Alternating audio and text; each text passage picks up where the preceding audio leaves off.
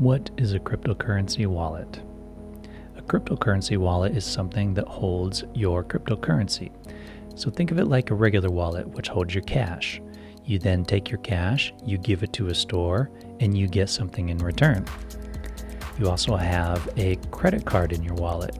So you take your credit card, you swipe it at the store, they take the money from the bank, and you get the product. A cryptocurrency wallet works very similar. The difference between cryptocurrency and a wallet is you don't have that actual wallet anymore. It's all digital. So the first item that we're going to look at is a mobile wallet. This is where it's stored on your phone. You can then take this phone out.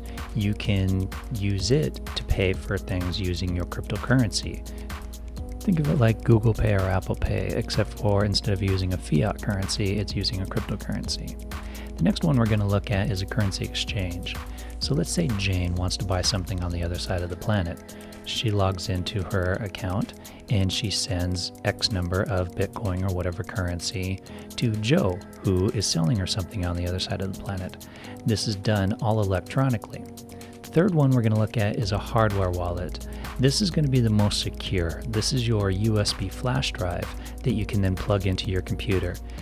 Be careful with this one though, because since everything's stored on that flash drive, if it's damaged or lost, you then lose all your money, but it's the most secure out of the option. So the advantage to using cryptocurrency is you're going to get that peer-to-peer networking that cuts out the middleman, it's cutting out the bank. And of course, your fees are going to be different.